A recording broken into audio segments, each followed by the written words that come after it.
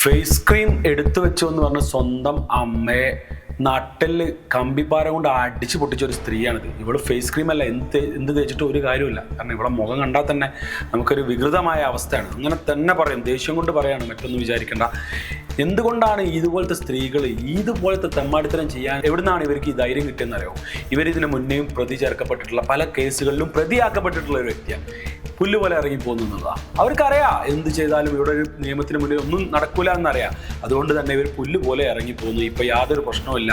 അമ്മയുടെ മുന്നിൽ നിന്ന് എൻ്റെ ഫേസ് ക്രീം എവിടെയെന്ന് ചോദിച്ചു. ഇവളെ ഫേസ് ക്രീം തേക്കാതെ പുറത്തിറങ്ങാൻ പറ്റില്ല. എന്തെങ്കിലുമൊക്കെ തേച്ചിട്ട് പുറത്തിറങ്ങിയാൽ മതി മോളെ, കാരണം ഈ മുഖം വെച്ചിട്ട് നീ പുറത്തിറങ്ങണ്ട, കാരണം ആടുകളെ നിന്നെ അടിച്ചു കൊല്ലും. സ്വന്തം അമ്മയെ നട്ടൽ കമ്പിപ്പാരോണ്ട് അടിച്ചു പൊട്ടിച്ച് ഈ പെണ്ണിനൊക്കെ നമ്മുടെ നാട്ടിലൂടെ ഇറങ്ങി നടക്കാൻ സമ്മതിക്കരുത്. നമ്മുടെ നിയമത്തിന് ഒരു പുല്ലും ചെയ്യാൻ പറ്റില്ല.